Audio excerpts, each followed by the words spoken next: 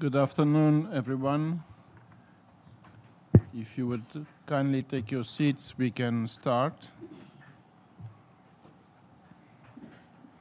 My name is Werner Obermeier from the World Health Organization, the office here in New York, and I am going to moderate this event. Let me first thank the permanent missions of Israel and Australia for co-sponsoring this event with us, and also the International Disability Alliance and the International Disability and Development Consortium. This event, as you have heard, is part of one of the most important meetings that take place here in this building, the Conference of the State Parties. And we would like to have a discussion with you today around health equity for persons with disabilities. The WHO recently published a report on health equity for persons with disabilities.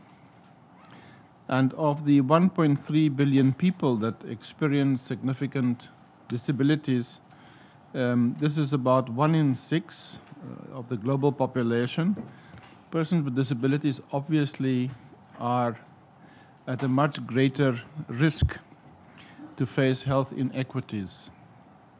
They die at younger ages, they have generally poorer health outcomes, and this is due to a range of different barriers, some of which are structural in society, and also result in lower degrees of education, access, employment, and so on for persons with disabilities. So it's very important, I think, to look at the whole issue around health inequities, because not to do so will not enable us for everyone to have the highest attainable standard of health.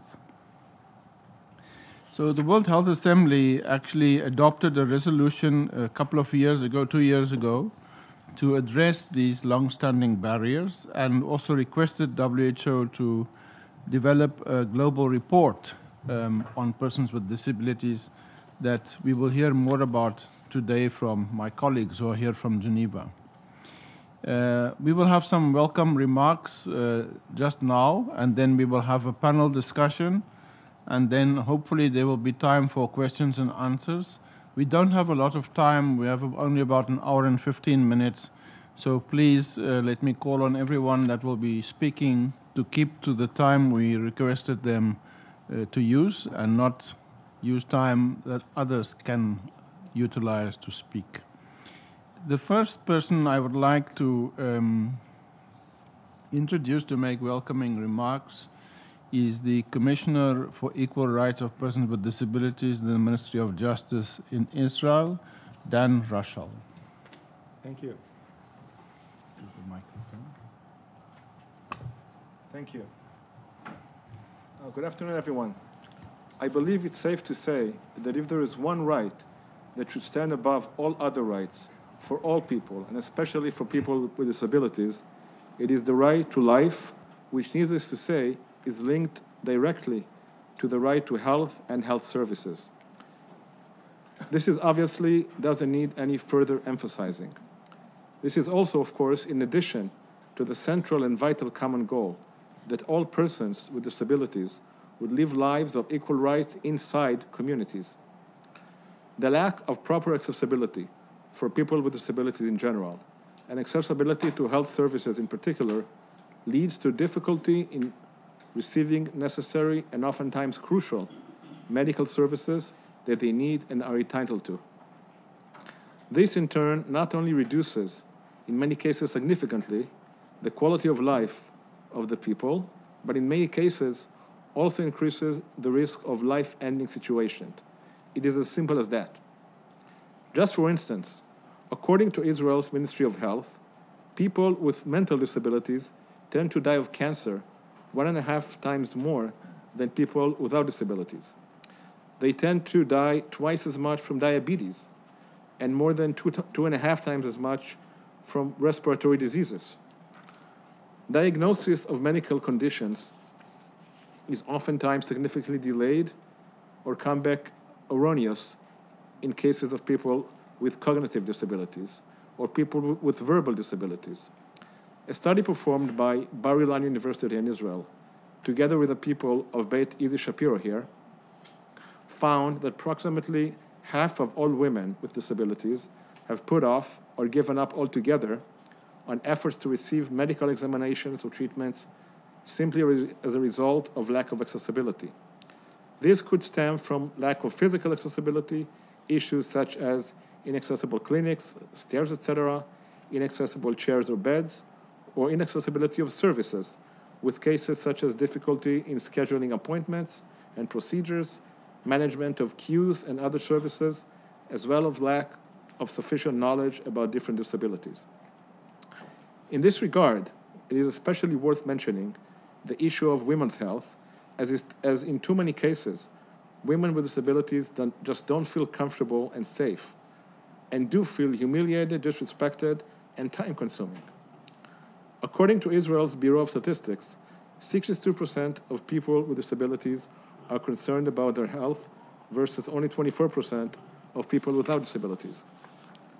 45% of people with disabilities believe that the greatest risk for themselves and their families in the coming years is their health, versus only 22% of people without disabilities. With mental disabilities report that they experience suspicion and lack of trust by medical staffs that relate their complaint to their mental disabilities. People with disabilities feel less able to talk freely with their doctors. Doctors are less inclined to believe people with disabilities when they report pain or discomfort. Less people with disabilities believe that doctors really do all they can to help them deal with medical issues they experience than to people without disabilities. All this should absolutely not be our ability to information must be significantly increased among people with disabilities, as well as awareness and medical literacy. Medical centers and facilities must be physically accessible, as well as examination rooms and stations, and adapted whenever necessary. Medical services must be accessible, and medical staffs should be trained and given the tools and knowledge and have the awareness so that they could provide people with disabilities adequate, understanding, and courteous treatment that all people deserve. Continuing to work together is crucial in order to achieve our universal common goal of full and equal rights, and especially the right to health services, to everyone in our societies and bring real social change. Thank you.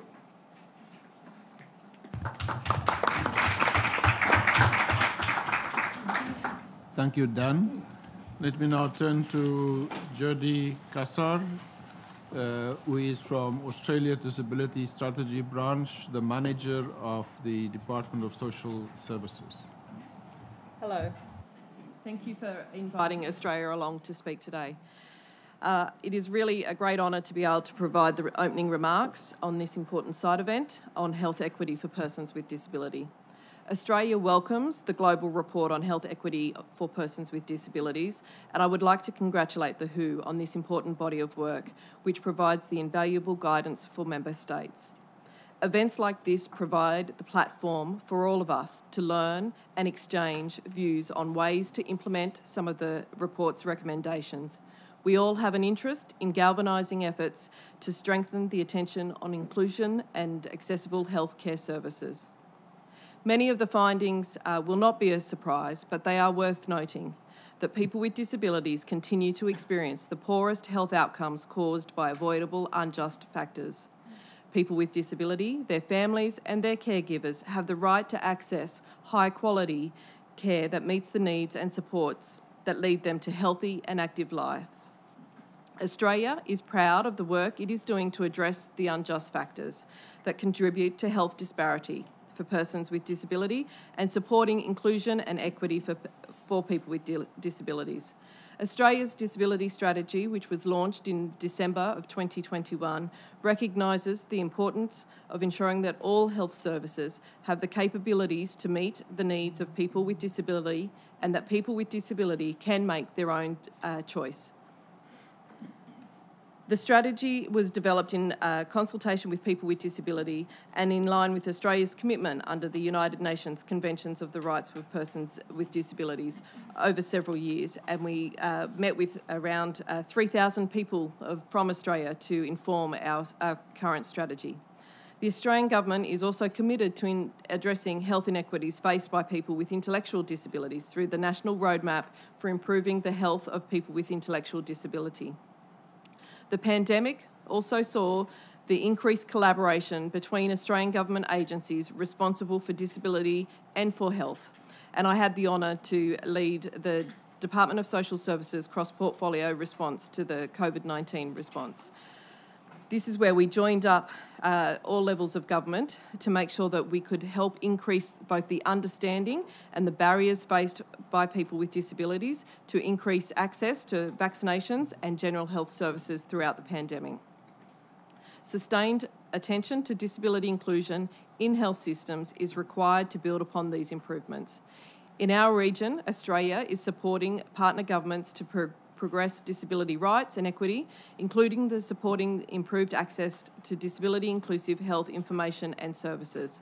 As part of Australia's major sexual and reproductive health and rights investment in the Pacific with UNFPA, we supported research led by persons with disabilities on the sexual and reproductive health of rights with persons with disability in Vanuatu, Tonga and Samoa. We are now working with these partners in the region to implement recommendations from the research, including to develop disability inclusive and accessible work features as case studies in the global report. Disability rights are an integral and integrated part of Australia's international engagement.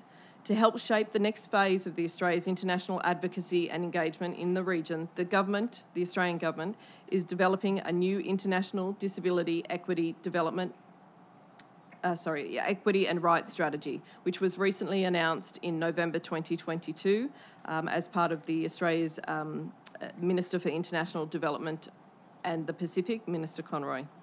The strategy will include Australia's actions to promote, protect and advance the rights of persons with disability across the foreign policy, human rights and development. As with previous strategies, the new strategy will be underpinned by a core principle of supporting an active and central role for people with disability as leaders and decision makers in the community, national and international levels. Australia welcomes the efforts by the World Health Organisation, of service providers, of organisations of persons with disabilities to advance the disability inclusion in the health sector. Ongoing work by the WHO and the stakeholders will implement the Guide for Action, which is an important way to improve the health outcomes for people with disabilities. Sharing experiences and an entry point on advancing the health equity for persons with disabilities, as we are doing today, is a critical step in supporting collaboration and a commitment to action on disability inclusions. I look forward to the discussions. Thank you. Thank you. Thank you, Jody. Now, from one country in the Southern Hemisphere to another, the next speaker is Rodrigo Abreu de Freitas Machado, who is advisor to the board for the rights of persons with disabilities at the National Secretariat in Brazil. Good afternoon. I'd like to thank the organizers of this event for inviting me to speak on behalf of my country. It's an honor and a privilege to be here today among distinguished experts from around the world. I will share some of Brazil's experiences to prioritizing and strengthening the inclusion of persons with disabilities in the national health agenda, especially with regard to the work on assistive technology. But before entering this specific topic, I'd like to begin by saying that for the first time in the history of the Brazilian Universal Health System, SUS, S-U-S, a health conference for persons with disabilities was held nationwide, organized by representatives from Brazil's 5 regions, with participation of 34 civil society institutions, 100% led by persons with disabilities, including their underrepresented groups. As objective results, we had the democratic election of 10 delegates to voice this agenda at the National Health Conference and the adoption of 4 guidelines with 5 actions each. In Brazil, the National Health Survey revealed that in 2019, there were 17.3 million people aged 2 years or older with at least one disability, which represented 8.4% of Brazilian population. The World Health Organization, in the publication Priority Assistive Products List, estimated that over 1 billion people need one or more assistive products. The majority of these are older people and persons with disabilities. This number is projected to double by 2050. It's important to say that Brazilian legislation has determined the elaboration of a specific plan of measures to be developed by the government with the purpose of facilitate access to credit for acquisition of AT, simplify and prioritize procedures for importing AT, create mechanisms to promote research and national production of AT, eliminate or reduce the taxation of the production and import chain of AT, and facilitate and expedite the process of including new AT resources in the list of products distributed by the Universal Health System and other government agencies. As the matter involves several ministries, an interministerial committee on assistive technology was created, composed of 5 ministries, which drafted, put into public consultation, and published the National Plan for Assistive Technology. The committee is coordinated by the Ministry of Science, Technology and Innovation and has representatives from the Ministry of Education, of Social Development, of Health, and the Ministry of Human Rights and Citizenship. We are revising this decree that created the committee to include other ministries also. In the National Plan for Assistive Technology, 24 initiatives and 47 goals were proposed to be carried out by the federal government, as well as to be inducers of new initiatives from other participants and stakeholders. It is worth noting that the Ministry of Health has established the Care Network for Persons with Disabilities, aiming to expand access and qualify care for persons with disability in the Brazilian Universal Health System. Among the main objectives, there is the expansion of access to assistive technology, orthosis, prosthesis, and mobility aids, OPMs. And in this sense, the Ministry of Health has a goal of reaching 10 million procedures for the granting of non-surgical OPMs by the end of this year. There are also services qualified to assess the need and carry out the dispensation of AT, which are the specialized rehabilitation centers, the orthopedic workshops, and the rehabilitation services. In addition, there is a list of assistive products within the scope of SUS, the Brazilian health system, which theoretically would have to meet the demands and needs of persons with disabilities. However, we detect that in daily life there are some issues that interfere in the acquisition of the necessary assistive technology and many times prevent persons from even participating in the rehabilitation process. So one of the plan's initiatives is the elaboration of a situational diagnosis study, an action plan, aiming to improve the quality and the efficiency of the AT dispensing service. Once more, we need to hear from persons with disability to know and if their needs are being met, and then design the public policy. And this is our priority now. Thank you for having me.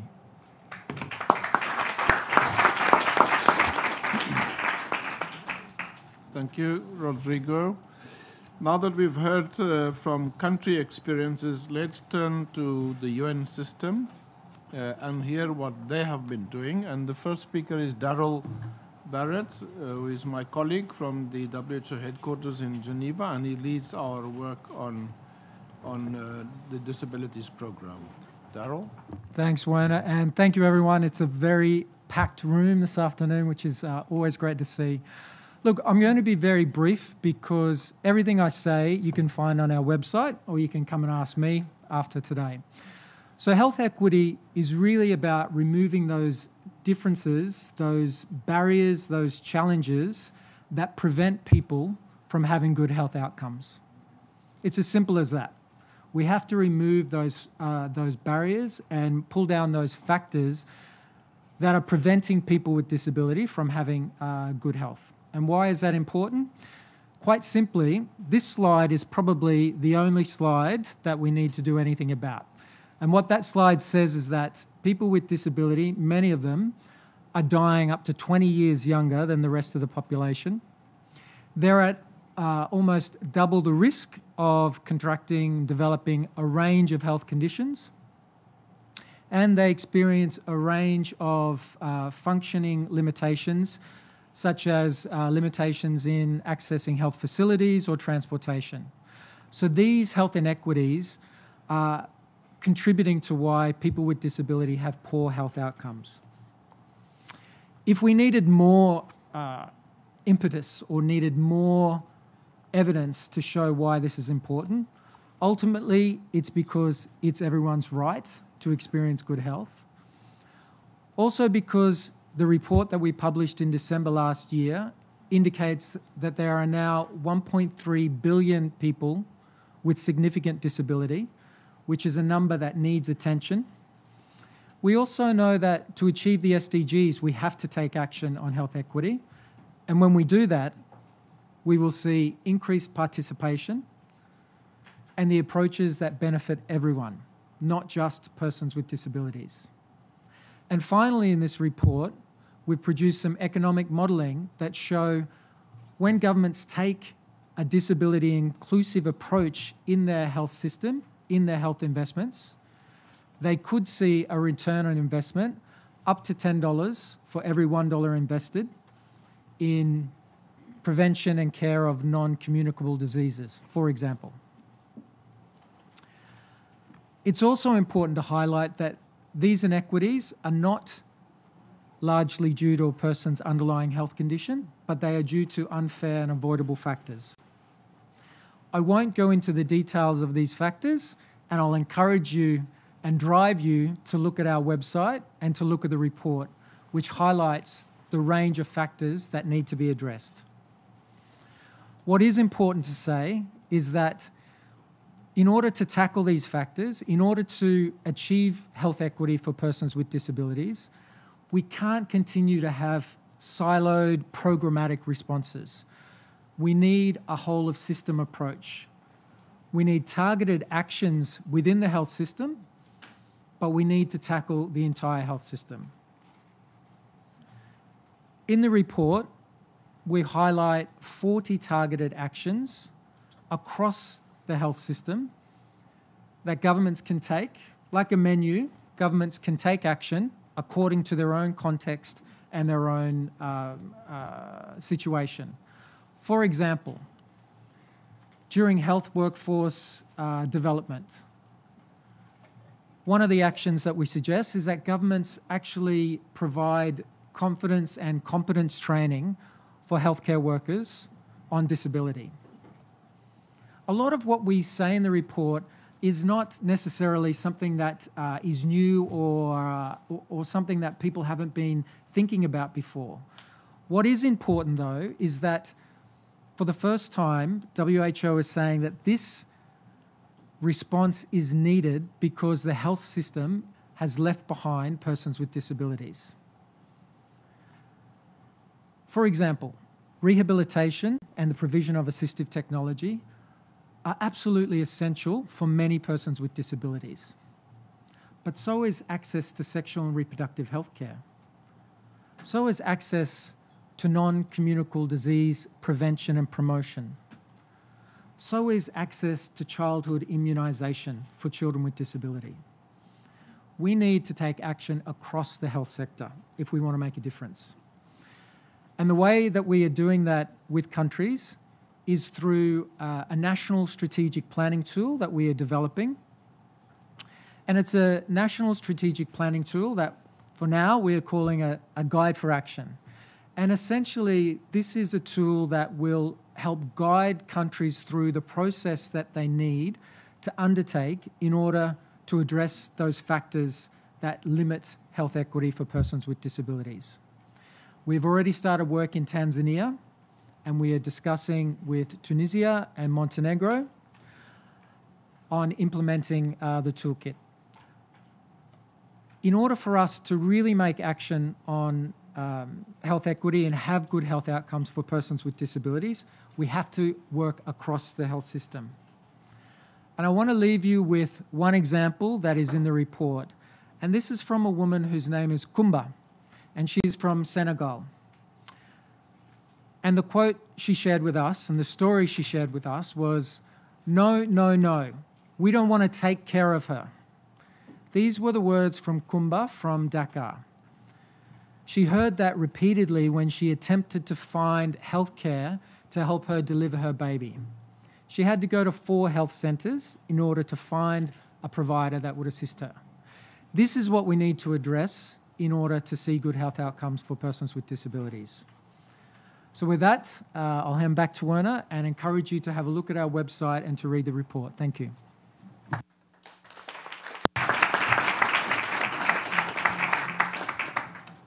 Thank you, Darrell. Now I'd like to turn to Emily Filmer-Wilson, who's Human Rights Advisor at UNFPA. Emily? Distinguished delegates, partners, and colleagues. And it's a pleasure to be here with you today. And we strongly welcome WHO's global report on health equity for persons with disabilities. And as UNFPA, we're proud to have contributed to that report.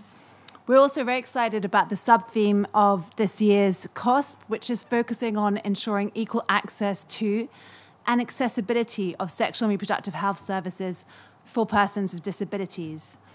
So having this event today is extremely timely.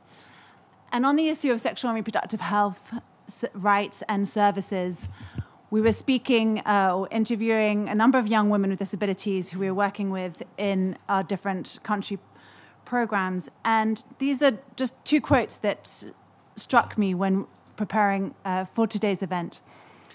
One quote from this young woman was the following: "Public institutions have never shown interest in the creation of sexual and reproductive health services that are accessible to persons with disabilities.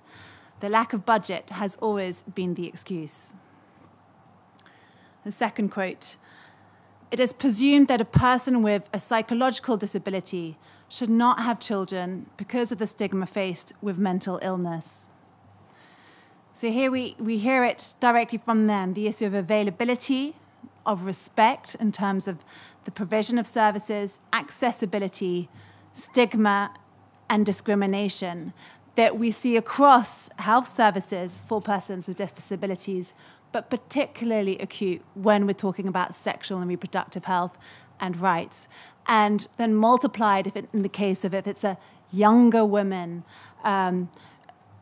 trying to access these services, these intersecting forms of disabilities based on age, based on sex, in addition to the disability barriers that they face. And the societal stigmatization and discrimination related to disability and limited access to sexual and reproductive health services perpetuates these health inequities. And so we're working to try and dismantle these misconceptions and beliefs that persons with disabilities do not require sexual and reproductive health services or access to comprehensive sexuality education. From the data and the evidence we have, and in fact, just listening to the story of Kumba, just talking about in the context of pregnancy, women with disabilities face much higher risks of complications, and often because they're not being treated with the same level of respect or even just provided with accessible services. And in extreme cases, we're also seeing violations of their rights. For instance, in our regional office in Asia Pacific is just completing a study on the issue of forced or coerced sterilization of women with psychological disabilities, and looking at the risk that these groups of women face and how laws and regulations need to be protected, need to be strengthened in order to protect them and ensure their rights. Within the healthcare sector, the need for more training and experience of healthcare personnel to be able to respond appropriately to the characteristics of women with disabilities and the inaccessibility of inclusive sexual reproductive health services and information before and during pregnancy is urgently needed. And next year we are going to be celebrating the 30th anniversary of the International Conference on Population and Development. And it's going to be a big opportunity for us to highlight attention to the need for governments and partners to invest in disability inclusion, particularly in the area of sexual and reproductive health and rights, and that this must be a priority as it is for us as UNFPA. It's a core element of our strategic plan for 2022 to 2025 and contributes to our 3 transformative results, being ending preventable maternal deaths, ending the unmet need for family planning, and ending gender-based violence and harmful practices. And we're proud to also have released just last year our own internal policy and our own policy on a disability inclusion strategy. But as well, we have our We Decide program, which is a global flagship initiative on disability inclusion, working to strengthen innovation, policy change, and disability data. And in fact, we heard a little bit more from our work in the Pacific, working with Australia in terms of supporting better services, information for persons with disabilities. And we'll be having a side event tomorrow at the UNFPA headquarters on the results of this program. So we welcome you all to join our event tomorrow on that. But as I finished today, I wanted to bring to your attention some of the key lessons that we've learned in our trajectory working in this area, some of the key takeaways. And these are the following 4 takeaways.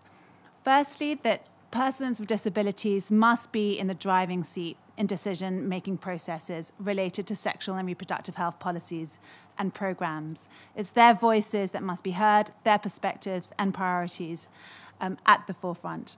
And we can achieve that through disability inclusive consultation, advisory committees, partnerships with organizations of persons with disabilities. Second, the need to strengthen data collection. And we heard just in Brazil, for example, how having the National Health Survey disaggregated to be able to capture the numbers of persons with disabilities, making it so important in visibilizing the situation of persons with disabilities when it comes to health and including sexual reproductive health and rights. We need to strengthen accessibility and quality of sexual reproductive health services. And here we're talking about physical accessibility, but also the issue of, most importantly, stigma, discrimination, which, as we heard, there are the unavoidable, the avoidable barriers, but that are so present and permeate all the different levels of access. And last but not least, the need for more accessible and integrated gender-based violence responses for women with disabilities, as they face a disproportionately high risks of experiencing gender-based violence. In some cases, women with disabilities face twice as much gender-based violence as women without disabilities. So we need to be better able to respond to them. So we look forward to supporting WHO in disseminating and putting into action their report, and we'll be remaining active and supportive partners to collaborate in the development of the guidance and action that's required at all levels. Thank you.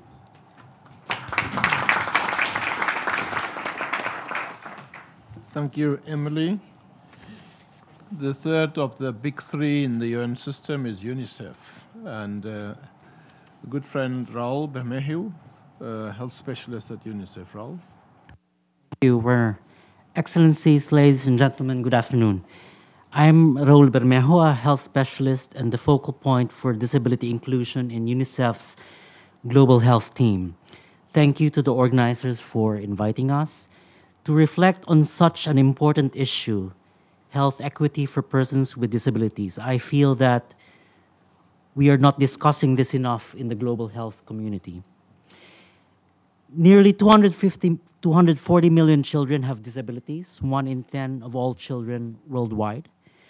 Children and young people with disabilities remain among the most excluded, discriminated against, and invisible members of society. The challenge is huge, but there is a growing momentum to take important transformative action. One of the high-level meetings at this year's UNGA is Universal Health Coverage, UHC. One clear message that should come out of that high-level meeting is that countries will not be able to achieve UHC without inclusion. I hope we can all work together towards that. We at UNICEF recently launched our disability inclusion policy and strategy. Within that, we have made commitments towards mainstreaming disability inclusion in all our programs, including in health, in nutrition, mental health, and assistive technologies. Promoting children's rights is at the core of what we do at UNICEF. This is also what drives us on our work on disability inclusion in health. That as we support governments all over the world with programs on maternal, newborn, child, and adolescent health and well-being, that we make sure that that effort contribute to transforming health systems into inclusive health systems. One that recognizes and embraces inclusion and contributes to the enabling the full participation of children and people with disabilities in society. We recently published a practice guide on disability inclusion in health, primarily to support our health teams to engage and take action in countries. Allow me to share some examples of current UNICEF engagement in countries on disability inclusion in health. In Uganda, Bulgaria, and Peru, we have been supporting the governments for some years now on early identification and early intervention for children with disabilities, providing not only health interventions but also pathways for receiving support from other sectors. In Bangladesh, UNICEF is supporting the government in improving the accessibility of health facilities and also making sure that health information is accessible. In Timor-Leste, UNICEF is working on accessible water and sanitation facilities and toilets in health centers. All children, just some examples of our work all over the world. All children with disabilities deserve the opportunities to thrive.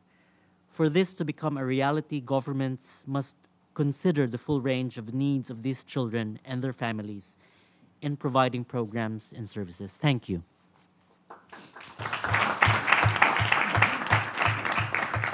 Thank you, Raul. We are almost 10 minutes over the time, but that's not so bad by UN standards. So without any further delay, we have a panel of 3 people who I think will be providing us with a lot of thought-provoking ideas. The first on the panel is Odelia Fetiso, whom we have had the pleasure of hearing here in this building many times. She's a board member of Beit Isi Shapiro and the vice chair of the UN Committee on the Rights of Persons with Disabilities. Thank you very much. We are very happy and pleased to share our knowledge in this event. We will start with a short movie because I think, thank you. We will start with a short movie because I think that sometimes when you see something, it's much more learning than I will speak about it for an hour. So we will see a short movie about Raz, that she is one of the research, of unique research that we did in Isi Shapiro of women and girls with disabilities. It's a leadership group, and she is speaking about her process on this research, and then we speak a little bit about the research itself. So we will start. There is a subtitle. אני רז רובס, אני בת 29 ועובדת במכון ויצמן למדע. אני מאובחנת על הרצף האוטיסטי מגיל 3.5. שנים רבות חיפשתי איך להשפיע בעולם ולשפר את היחס והשירות לאנשים עם מוגבלויות. כששמעתי על קבוצת המנהיגות של נשים עם מוגבלויות בבית איזי שפירא, הבנתי מיד שזה המקום בשבילי. דרך הקבוצה הכרתי את העולם של חיים עם מוגבלויות מסוגים שונים. הבנתי שחשוב לי להתגבר על סטיגמות גם בעצמי, כי אם אנחנו רוצות לעשות שינוי, אנחנו צריכות להתחיל מאיתנו. בחרנו לעסוק בהנגשת השירותים הרפואיים לנשים עם מוגבלות. הבנו שזה נושא שאין אליו מודעות, אז אם לא נעלה אותו בעצמנו, שום דבר לא ישתנה. החלטנו לבדוק את הנושא ולבצע מחקר, שהשתתפתי בו הן בתור נחקרת והן בתור חוקרת. זכור לי במיוחד סיפור אחד מזעזע מיני רבים, של אישה עם מוגבלות פיזית שרצתה לעשות שימור פוריות, וויתרה על כך כתוצאה מזלזול של הרופאים בצורך הזה. אני בהחלט מאמינה שנשנה את כל העולם הרפואה לאנשים עם וגם ללא מוגבלות. ביחד אנחנו כוח. תודה. So it's really quite hard to speak after Raz, that really share from her experience as a researcher in the group, in the leadership group, and you can pass the next slide. And I will share also about a little bit about Shirley Geffen. Shirley Geffen, she born with polio, and when she was 42, she was already married to children, and she needed to do a diagnosis of cancer, but because the mammograph is not accessible for women who are sitting on a wheelchair, I know that on my own experience as a person that also survived from cancer, so they didn't diagnose her on time, and unfortunately, she died when she was 48 years old because misdiagnosed and late diagnosed. And if there is something that really I would like that everyone in this room will understand, that it's a question of life and death. The fact if there is access in services, we can move to the next slide. So I want to speak about the research that this wonderful leadership group did. There were about 30 women from the diverse of disabilities, diverse of identities. You know, in Israel we have a lot of identities, so the best of identities, and they do questionnaire, women with disability question women with disability. And I think this is something that we all need to learn, that we as a person with disability, we can develop the knowledge. We don't need to wait for other people to develop the knowledge. We can do that by ourselves, and most of the time our knowledge is much more accurate, much more progress, much more specific for all our needs. And you can move to the next one. I try to do my speech short, so we will have time for everyone. But really, there are three barriers that they face in the research. So one of the barriers was about the lack of accessibility, as I said before, the fact that the building is not accessed, the fact that the shower is not accessed, elevator, you cannot know what floor you arrived, and etc., etc. Also, there was kind of professional parameters that was not accessible. Most of the time, the doctor doesn't have a knowledge about how to deal with disease and a person with disabilities. They know how to treat the person with disabilities. Sometimes they even doesn't know what kind of diagnosis. We will see later in the quote about women that share with their experience about what it means to arrive to a doctor and he doesn't know what to do with you, especially women, and we speak a lot about women with disability, when they're challenging, when they are going to a clinic for women, and sometimes they look at them, they don't understand why they arrive there, they start to judge them. If they can have a children, they cannot have a children, they have the doctor share his own opinion about the situation, or if they complain about something, so they think that they are not like a patient, and why they complain when it's painful, and they think that it's maybe part of if they have kind of a mental disability, so maybe it's part of the mental, and they are complaining about the pain itself, and they don't believe.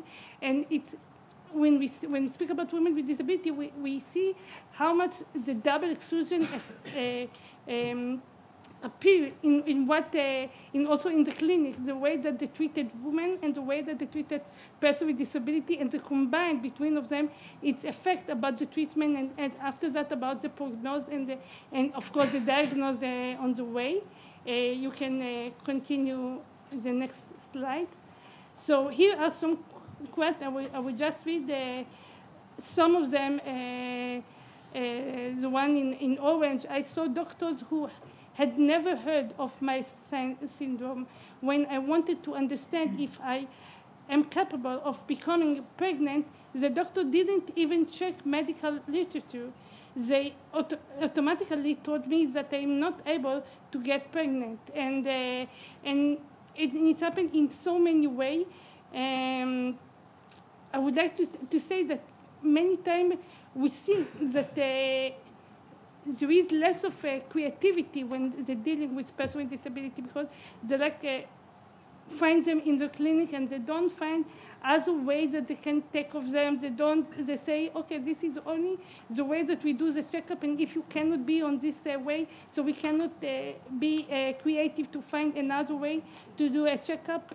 Sometimes they react to a woman as hysterical, and like a previous time that we spoke about women, but when a person with disability, especially if it's a present disability, especially if it's written in his record, and also we talk about privacy in the record, so if you speak about the record of the woman, they start to analyze her in a different way, consider if she was without disability. You can move to another slide. But also, it's very interesting that, but one before, but also it's very interesting that there are also positive experience, and I think that it's also important to hear when the doctor helps the patient, when the doctor understands. I would like to write one of the quote. At the Women's Health Clinic, there's a technician who doesn't cause me pain, and she has very human approach. She says that every person she sees, they imagine that it's her in the place going through the exam. And of course, we see that when it becomes personal, when the person listens really to the woman, the treatment is much better. So it's a lot of question of training the staff. And in my opinion, it's also a question of being part of the staff. How many persons with disability we saw in the health system, and we see that how much it's affect in a regular work, specifically in the health system. We can move to the next slide. So I want to show a little bit what's been done after the research, or in effect of the research. So first of all, this group met with the parliament people in Israel and start to share the information, which is a wonderful thing. And after that, there was a kind of discussion in the parliament about it, and they shared the result all over the world. But I want to say that it's amazing the process that this woman passed, being a part of this leadership group, from a woman that suffer from the system, that the woman that lead another voice, lead another way of treat, lead another solution for women with disability, and they have a lot of ideas for the future. They want to create kind of course that teach the person that provide the services to do another research of 4,000 people, 4,000 women with disability. And I think I'm really expected to see what they're going to do in the next step. Thank you very much.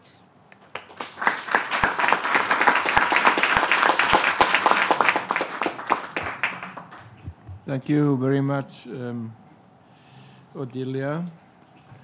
The next speaker is Ruth Warwick.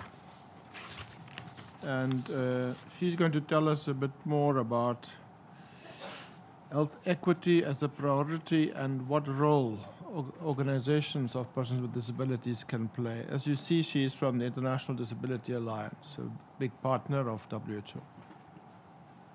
Thank you very much. It's a pleasure to be here, and it's a pleasure to be able to speak very positively about the World Health Organization report on health equity.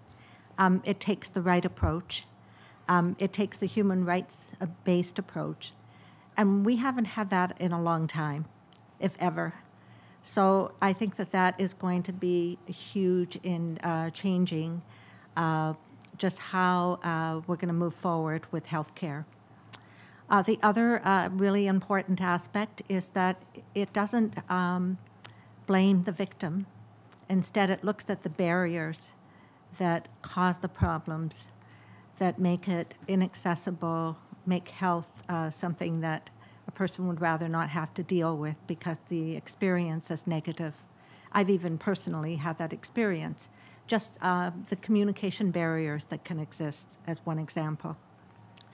And it's a case of people with disabilities being not just having double stigma, but sometimes triple or quadruple stigmas, because you have the disability factor, you can have the gender factor, the age factor, you can have cultural factors, and all of that adds up to create a real double whammy that's going to take still a lot of effort and work to overcome.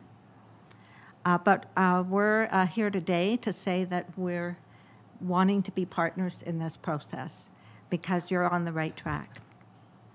And it will make a huge difference.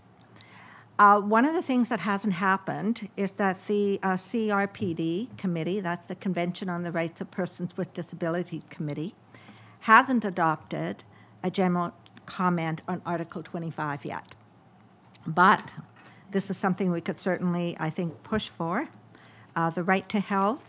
And there are many CRPD principles and concepts that are critical foundations underpinning health equity for persons with disabilities, such as respect for diversity, inclusive equality, societal transformation, community inclusion, independent living, autonomy, participation, and accountability. And these 8 points can be understood as key indicators for evaluating whether or not a health system has gone in the right direction towards health equity.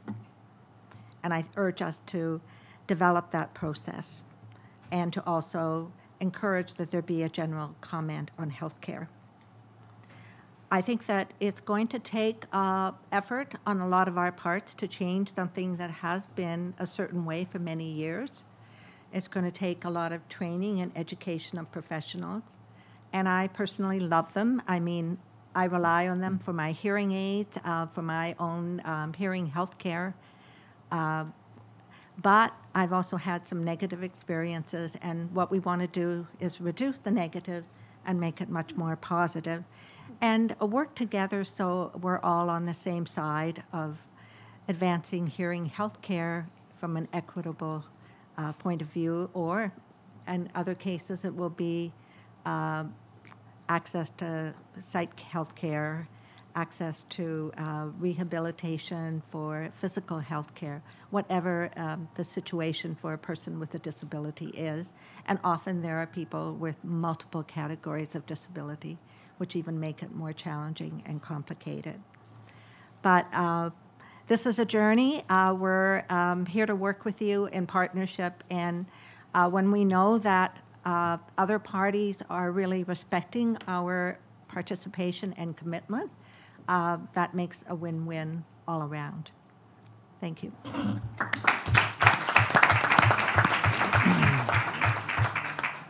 Thank you, Ruth. I hope it's not the first time that the Alliance have something positive to say about WHO, or the last time, for that matter. The next speaker is Connie Lauren Bowie, who is the Executive Director of Inclusion International. Connie?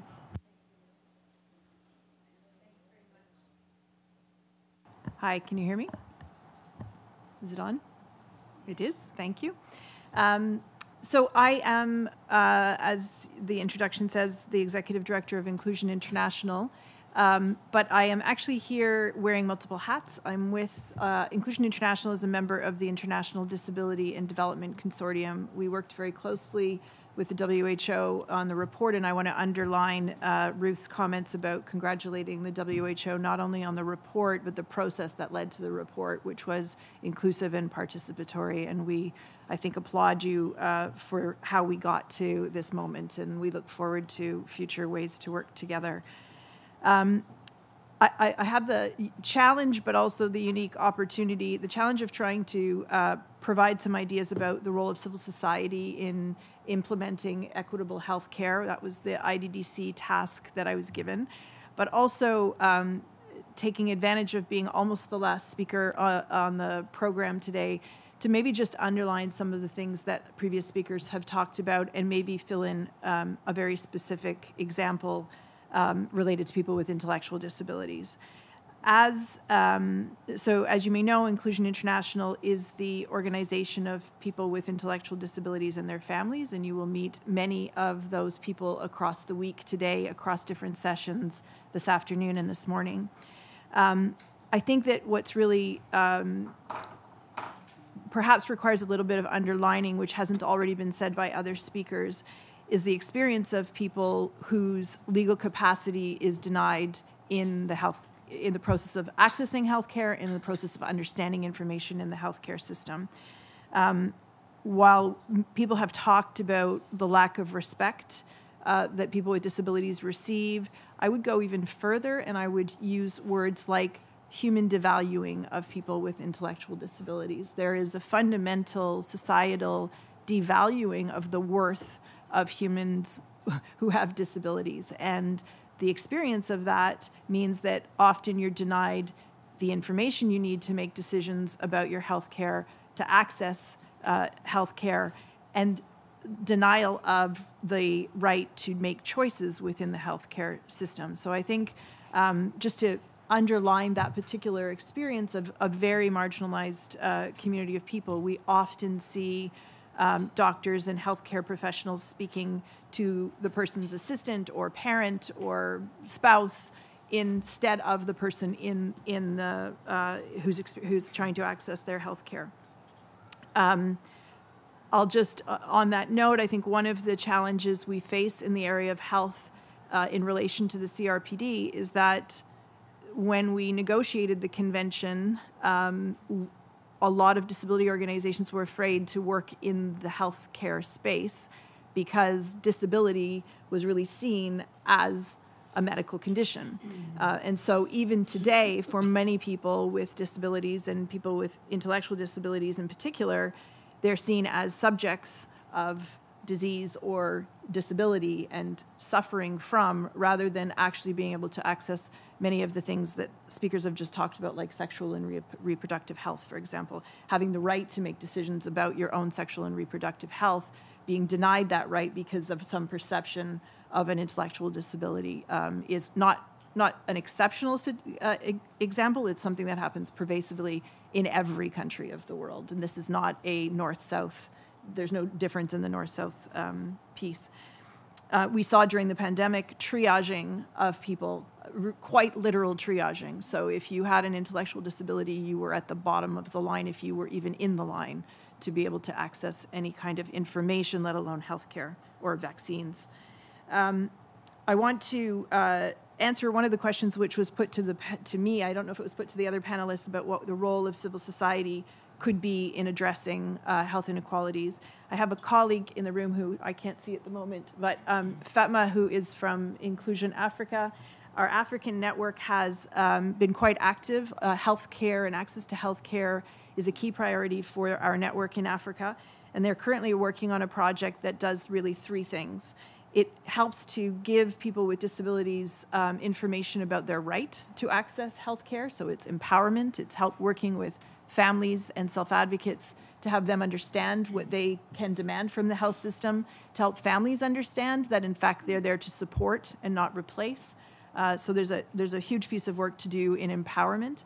The second piece is really working with health professionals so that they understand and see the humanity of people with disabilities who they work with, and thinking about how the way they provide information and the way they treat people in accessing healthcare.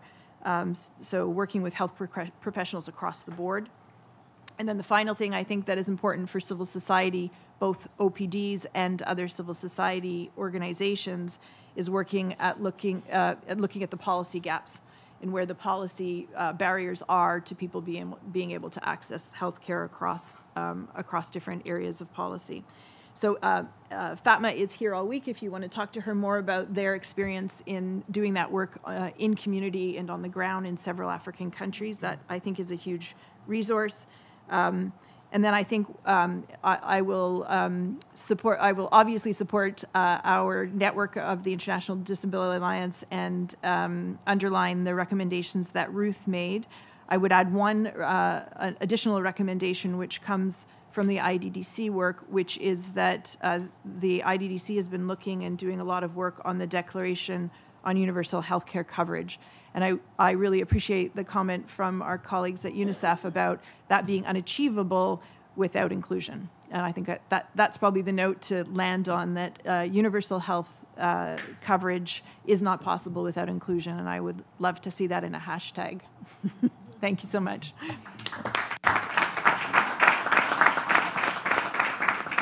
Thank you, Connie. That concludes the panel. There is a respondent who have indicated she would like to take the floor, and she is from the Israeli Ministry of Justice, the Deputy Director General, Yael Kotik. There she is. Just press the button for your microphone. You can hear me? Yes. Hi. Honorable colleagues and delegates from all around the world. My name is Yael Kotik. I'm the Deputy Director General of the Ministry of Justice in Israel. It is a great honor for me to speak here. A very dear friend of mine is struggling with ALS. At the age of 53, she found herself homebound, 100% dependent on her family and the system. I'm sure that many of you share my personal account of the obstacles that people with disabilities, like my friend, face while pursuing their basic needs. Ensuring the rights for people with disability has become a global pressing issue.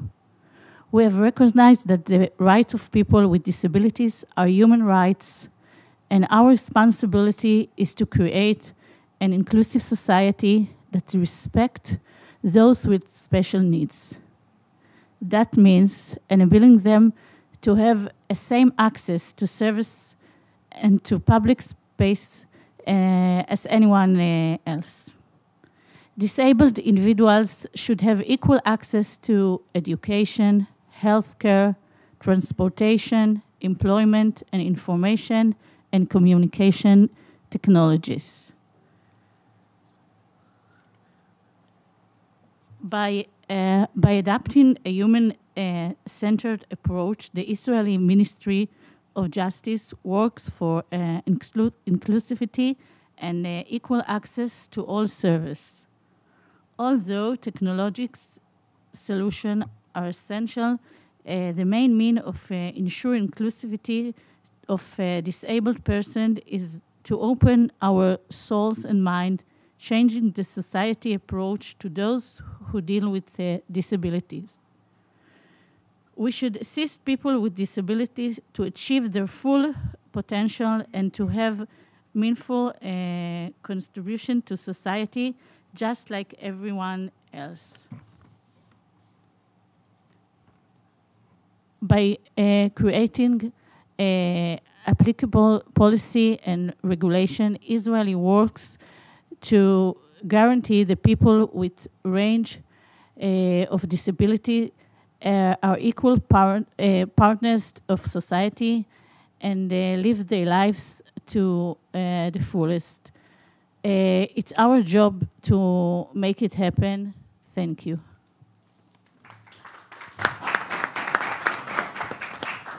Thank you very much. I think we may have an opportunity for 2 or 3 questions, but questions, please, not specific comments. On the right, at the end. Thank you, sir. Firstly, I'm from the Pacific Disability Forum in Fiji, and a question probably directed to Mr. Barrett, and in acknowledging also the inputs from our speakers, including from IDA and IDDC. A question that was floating in my mind during the earlier session at the Civil Society Forum, and I didn't have the opportunity to ask this question around equity. I noticed with interest the title Health Equity and not Health Inclusion, a person with disabilities. I'm just interested to know why that. I'm very supportive of it because I know I'm also advocating for the inclusion will not get us to where we really should be. It is equity that can. So I must want to ask Mr. Barrett if you can explain why the title is such, particularly health equity and not health inclusion. Thank you. Thank you. Please, ma'am.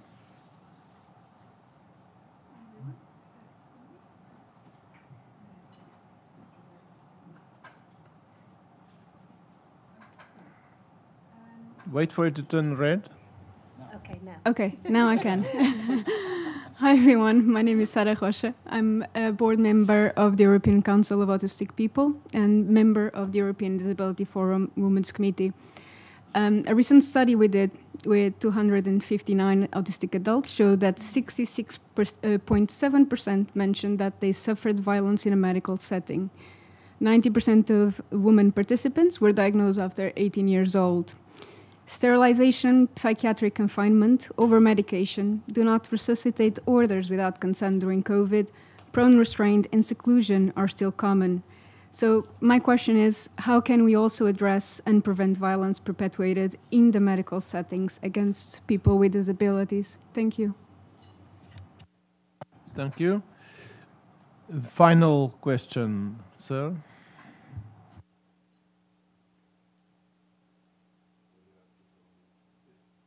Coming, hopefully. My name is Jan Monsbakken. I'm the former president of Rehabilitation International. Actually, it's not a question really, but I'd like to bring up one more issue to congratulate WHO with, since we are in the mood of being positive to WHO. I'm a little bit surprised, actually, that no one in the panel mentioned that WHO on the World Health Assembly this year, just some weeks ago, adopted a resolution on rehabilitation. And I think that this resolution can also bring equity in health forward. So if I need to ask a question, I can ask it to WHO. How do you intend to use this resolution in the way forward to secure even better equity in health for persons with disabilities? Thank you. I'm aware of the resolution, but I didn't want to do more promotional work for WHO. So,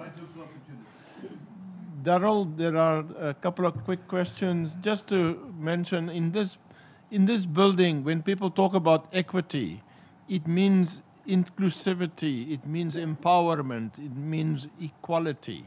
So it is one of the most used words or terminologies here in the UN system.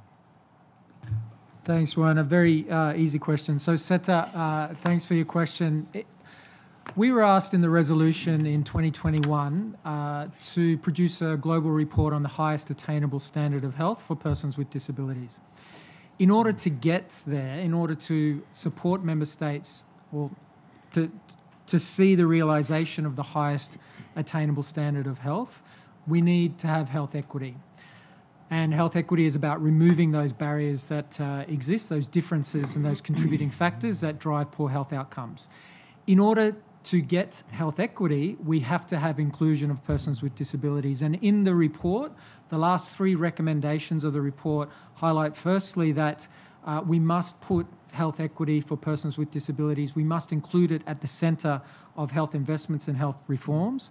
Secondly, that we must ensure the active and meaningful participation of persons with disabilities in health sector development. And thirdly, we have to monitor, we have to check that what we're doing actually is making a difference. So the 3 are related, but if that still doesn't get to the point, I'm happy to touch base with you afterwards. The second around psychiatric care and around some of the violence issues you raised, it is a major concern, and we talk about it in the report. And I think we still have a long way to go in that respect. We need to be promoting informed consent for persons with disabilities. We need to be also looking at making sure that the health workforce is aware of the rights-based approach, and many are, and there is a lot of good work being done by healthcare workers, but we still have issues to deal with. We also need to make sure that we recognise that so long as we don't see all of the health sector needing to be opened up for people with disabilities, if we are, and this leads to the third point on rehab, if we continue to focus on rehabilitation and assistive technology as the health services for people with disabilities, then it gives less space for us to talk about all of the other health system, which also needs to be open and accessible and inclusive. So, Jan, going to your third point, the resolution is fantastic. It's long overdue, and for all the reasons that we know. Many persons with disabilities rely on and absolutely need access to rehab and assistive technology to be able to participate and to be able to ensure that they can realise the highest attainable standard of health. The challenge we have is to build on that success so that we can also see other areas of the health system, maternal and child health, sexual and reproductive health, non-communicable disease prevention and care, a range of service areas across the health system also need that type of attention in terms of persons with disabilities. We know that traditional tensions have exist, but it's time to put that to one side and say, okay, we need to make sure that good health outcomes are achievable for people with disability through working across the entire health system. So I hope that responds. I think, Werner, back to you. Thank you. Thank you very much, Darryl. And you have all now been very patient waiting for the main speaker, who is the person who will do the closing for us. And she is Gertrude Ofariwa-Fefuame, who is the chairperson of the UN Committee on the Rights of Persons with Disabilities and also advocacy manager, global advocacy manager at SiteSaver. Gertrude? Thank you, Chair.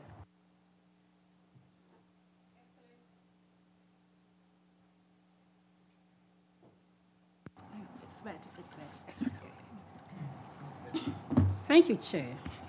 Excellencies, ladies and gentlemen, I have heard today about the many barriers and challenges that persons with disabilities experience in realizing their right to the highest attainable standard of physical and mental health. I have heard of how persons with disabilities often face catastrophic health expenditure and poverty and much poorer health outcomes. And we know that many persons with disabilities are regularly subjected to human rights violations such as coercion, discrimination, and violence. And this is also particularly with women and girls with disabilities, autistic persons, persons with social disabilities, and intellectual disabilities. And we have also heard some positive messages from the World Health Organization colleagues and from member states here today. And this is about what is being done. What can we do? And what must we do to end health equity for persons with disabilities? World Health Organization member states have promised action to overcome these inequities, but the progress has been too slow. The COVID-19 pandemic exposed how persons with disabilities are still being left behind in health systems, and this is around the world. Governments need to act urgently.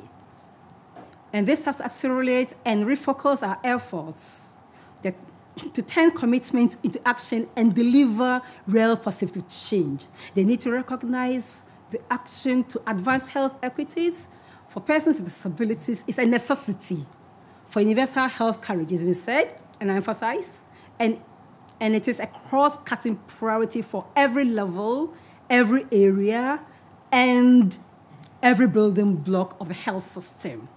They also need to recognize that measures to include persons with disabilities will always be a win-win situation. They deliver improvement and strengthen health systems and advance universal health coverage and benefit everyone. The new World Health Organization report we've mentioned a couple of times highlights just how many practical levels and opportunities there are for governments and health leaders to advance health equities for persons with disabilities, and how achievable these measures are even where resources are limited. And although time is fast spent, please allow me to highlight just three particular practices that I see essential for progress in any country and in any health system. The first is to prioritize health equity through a human rights-based approach. In health governance. This means introducing or strengthening laws and policies and governing mechanisms to respect, protect, and fulfill the right to health for persons with disabilities. It means prohibiting discrimination, demanding reasonable accommodation, and ensuring the participation of persons with disabilities in all diversity, and I stress that, in all diversity and all levels of health governance. The second priority is to promote health policy models, care, and inclusive social protection and health insurance system that enable persons with disabilities to access integrated and people-centered care close to where they live. Attention needs to be given to designing and delivering essential health packages in an inclusive manner so that persons with disabilities can enjoy their rights to have good facilities, services, and information on equal basis with others and across the continuum of care and throughout the life course. This must include mental health, sexual and reproductive health, as we mentioned, I emphasize, and nutrition services, communicable and non-communicable diseases, prevention and care, immunization, rehabilitation, assistive devices, palliative and end-of-life care, and long-term care. And this also includes support within the community and must be done through inclusive governance system that makes sure that persons with disabilities in all their diversities and organizations of persons with disabilities are fully involved in all health sector processes and at all levels. The last priority, amending soon, is to adopt and implement progressive universalism as a core principle and driver of health financing, putting the rights and needs of the most disadvantaged group first, and the resourcing of health system and protecting persons with disabilities from direct and catastrophic payments. All of these are urgent and achievable and essential measures and needed to step up the pace of action to advance health equity for persons with disability and to ensure that member states are meeting their legal obligation to respect, protect, and fulfill the right to health for everyone. Thank you, everybody.